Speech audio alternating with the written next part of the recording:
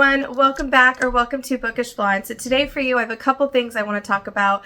First of all, I want to go over my quarter 4 stats with you guys. Then I want to look at my reading of 2024 as a whole. And then lastly, I'm going to do flip my camera around and do a little final flip through of my 2024 reading journal with you guys and talk through my goals and challenges and all that fun stuff. And you can see how all my spreads in 2024, what they look like, all filled out and finalized. And I'm really happy overall with how that came out. So just to get started, let's start with quarter 4 stats. How did it go? Okay, to start off quarter 4 stats, I want to go over a couple books that were a big disappointment to me. I won't go into too much detail because I've already reviewed them on the channel, but the ones that kind of stuck out as disappointments for me in quarter 4 were The Spite House by Johnny Compton. This was a disappointment because I was expecting it to be a 5-star. I wanted to be creeped out, and I was not. The next biggest disappointment, because I had such high expectations, was Legends and Lattes. Keep an eye out in my Pango shop. I'm going to be posting these soon. They're just too beautiful of copies, and this one's signed by the author. They're just too beautiful to like keep on my shelves when I didn't care for the story. So I know someone who loves Legends and Lattes will be very excited to pick these up. And then the last kind of disappointment was Did You Ever Have a Family by Bill Clegg. This, as you guys know, was a DNF for me, so obvious disappointment. Books that stood out to me that were in a good way were The Attic Child by Lola J, One Dark Window by Rachel Gillig, and Life is Too Short by Abby Jimenez. And then last but not least, I already lent out my copy to my friend Dave, but that is All the Colors of the Dark by Chris Whitaker, which you guys know is my favorite of the year. So that was obviously a huge standout of quarter 4. Okay, so as far as stats go, quarter 4 I read 23 books. I read 8,816 pages. I read 7 books physically with my eyeballs, 4 books on my Kindle, 2 books just plain audio, and then I read 10 books that were a combination of physical and audio, which I tend to do that the most because it keeps my reading going as I get ready for work and drive to and from and run all the errands and do all the house cleaning and all of that. So there is that. I had 6 5-star reads, 7 4-star reads, 8 3-star reads, 2 2-star reads, no 1-stars, and 1 DNF. As far as my genres I read 5 fantasy, which was about 21.7%, 6 thriller books, which was 26.1%, 4 mystery books, 17.4%, 3 historical fiction, those were all November, 13%, 3 romance books, 13%, and then 1 contemporary and 1 general fiction, both at 4.3%. So there is that. Okay, let's talk about the year as a whole. According to Goodreads, the book that was most shelved was Harry Potter and the Deathly Hallows at 5,693,870 people have shelved that book. At no surprise to anybody. The least shelved book that I read was The Impersonator, and only 5,314 people had read or had shelved that one on Goodreads. My average rating for the year was 3.9. I read a total of 34,333 pages and read a total of 91 books in 2024. So I'm very happy with all of that. Yes, my Goodreads goal was 100, but 91 books is nothing to shy. I mean, it's not a competition. That is more books than the majority of people read. So, even if I read 80 books, I'm just happy that for the most part, that average rating of 3.9, round that up to 4.0, that just proves that 2024 was a very good reading year for me. So now I'm going to switch around my camera on my other setup, and I'm going to show you my 2024 final flip through of my reading journal. Hope you enjoy. All right, so here's my Archer and Olive journal for 2024. I love this cover. It's such a cute, dainty little coffee mug with flowers. This is a B5. I won't go into too much detail other than I love Archer and Olive journal products, which you guys know. Highly recommend. So let's just do a quick flip through and I will talk you through some of my thoughts about my reading as a whole in 2024. So this is just my name page. title page. I know some of you may have seen my journal before from earlier in the year, so I won't spend too much time. But yeah, so as far as my goals, I did not meet my book of the month goal. I did meet my Kindle goal, did not meet my 100 books Goodreads goal.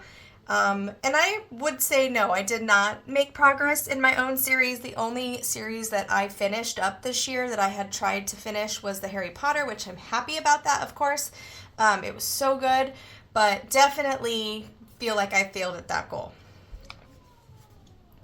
My anticipated reads, so as the squares that are colored in are the reads that I ended up ending on my shelves, and then the ones I read I put star ratings. So as you can see, I did pretty good with basically getting my hands on the books I was most excited about for 2024. Here's what my final page looks like with all my book covers glued in. I'm very happy with how this looks. I know the printer paper in my Canon Ivy is not, mini print like Ivy printer is not the best quality, but it works for this purpose. So there you go. There's my 91 books. I had this set up for 100. My 12 books on my Kindle, which I read 8 NetGalley books in 2024, and my average rating for all my books together that I read on my Kindle was a 3.7. My library card book, I did not read that much from my library this year. That's why I put that on my goals for 2025. Here's how the book spines turned out. Definitely doing something different in 2025, which it just became very tedious. I started off really strong with the detail, and then I just stopped caring. I got really behind, and so I just went ahead and colored them in just to have it finished looking, but I'm not very happy with how the book spines came out. The drawing was very cute. I was happy with that, but yeah, it's got different plans for 2025. Here's little mini covers of all my 5-star reads for the year, which I really thought that turned out cute. And then, of course, which you guys know, my top 12 of 2024.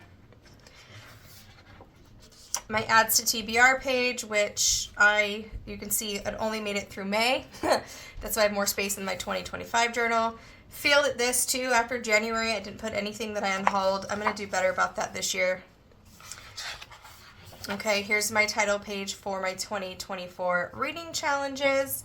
Other than the book of the month and the series, I did really good, which you'll see with the other ones. The first one on the cover, here's what that looks like. All of these books were on the cover. The average rating was 3.8 stars, so not too bad. My 2024 reading challenge through Weeby Bookin', which is a Facebook group. I didn't put my ratings on these books, but as you can see, every month they come up with 3 prompts, and then I just checked off the books that I read that fit the prompt. Not doing that in 2025.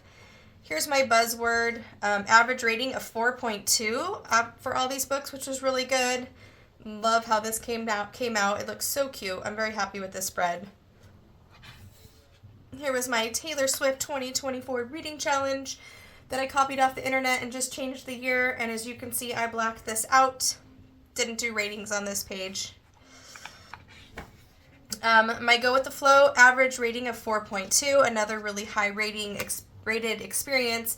As you can see, I just filled those out with the titles of the book and colored in my stars, but I loved how that came out. Here's my priority reads series that I did on my channel in 2024. Average rating was a little lower there at 3.8. Standouts were July's book, Remarkably Bright Creatures, and May's book, The Martian. The worst being Legends and Lattes and The Appeal. So overall, though, 3.8 is not too bad. I read 14 book of the months in 2024, which was not quite half of what I owned, so I did fail that. I think it was 16 was half. My average rating for all the book of the months I read, though, was a 3.8. I kind of lost track here because I paused my subscription, so this is kind of a mess. All right, here's my series. As you can see, I only did the Harry Potter.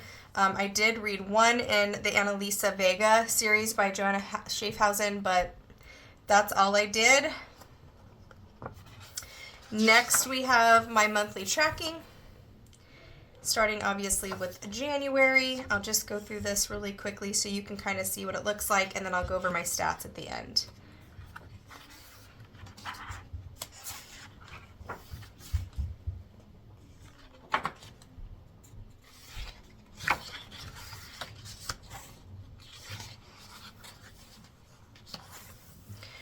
As you notice, the reading wrap-up is the same each year. I'm going to follow that and tweak a few things for 2025. There's March.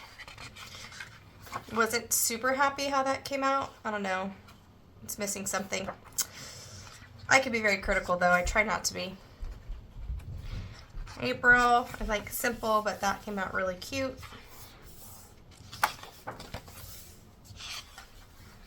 May, love May's maybe one of my favorites in the book. Again, it's simple, but it really is just pretty to me. Oh, and here's, I did a book divert bingo over at Chapter and Converse on Audrey's channel from April to May. So I did pretty good here. June, wasn't happy with that one. Not a huge deal. They're not all going to be winners. July, I thought that looked really nice. As you can see, each month I just do the title, how I consumed it. I try to find stickers that match, which I got that idea from Sarah over at Sarah's Nightstand. Not sure if I'll do the stickers this year. I felt like it was stressing me out when I couldn't find the perfect sticker. And then I just wrote some of my thoughts. August.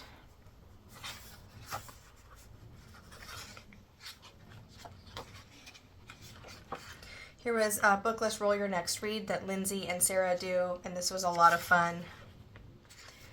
September, not great at drawing sunflowers, I found out, but it looks okay. Series September, little bingo board there. Did not get one, but still overall did okay. As you can see, there was no stickers here. I guess I got kind of lazy on that. October, we went with a spooky dark academia theme.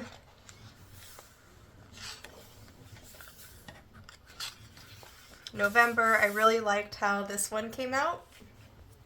I thought that was pretty.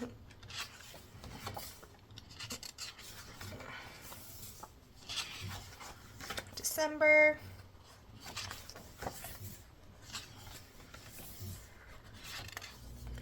Okay, now for my 2024 stats.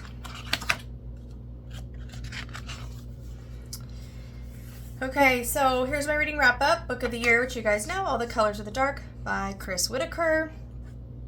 That was obviously my favorite. My favorite series was Harry Potter. My favorite standalone were All the Colors, The Women, The Frozen River. Authors that kind of stuck out to me this year were Chris Whitaker, Rebecca Yarros, Abby Jimenez, and Emily Henry. Just for the Summer was my favorite book cover of the year. My favorite characters of the year came from All the Colors of the Dark, and that was Patch and Saint. And my favorite world that I read this year was from The Serpent and the Wings of Night. I just really enjoyed that world, the fighting, the vampires, all of it. My top 10 books, which I won't go over, you saw my top 12, so there's that. I read 91 books in print, 3,446 pages. My most read genre was thriller, 36 in print, 12 ebook, 13 audio, and 29 combo. Average rating was 3.95. I stopped tracking the books I hauled and unhauled, so I just put an X through that. Here's some of my most anticipated, which is kind of just a review for you guys. Some of my memorable moments of 2024 was the Kansas City trip with the BookTube besties. That was amazing. Meeting Sarah in person for the first time when we went to Pennsylvania. Overall channel growth and success. I wasn't sure how it would go this year, if I would stick with it or enjoy it, and so I'm very happy that I'm having a great time. And thank you guys all for being subscribers. If you're not, I would love to see you subscribe. It really helps my channel, of course. And then buddy reading All the Colors of the Dark with Sarah, Lindsay, and Amber. That was so much fun. I highly recommend buddy reading this. It is a little bit long maybe for a book club, but you're gonna want to talk with someone as you read it. So there's that. This is what my final charts look like, my monthly reading stats all filled in, my genre tally, and that's where I got the information for obviously this page. And then the last page in my journal are just these colorful charts with all my genres read. My book format, physical, was the biggest. Right after that was combination at 32% versus 40% for physical. The most genre read was thriller, which I'm not surprised by that. That's usually how it goes every year. Mystery is right after that. And then as far as my ratings, I had 31% 5-star, 4-star was 36%, 3-star 23, 2-star 7, 1-star 0, and 1%. I DNF'd one book this year. So if you add up though my 5 and 4-star reads for the year, I mean that's pretty solid. So I'm very happy with that. So there you go. Time to close, officially close the book that on 2024. 2024's reading year is finished, and already looking forward to all my 2025 reading plans. Thanks again for stopping by my channel, and I hope everyone is reading something they love, and I will see you in my next video. Happy reading. Bye.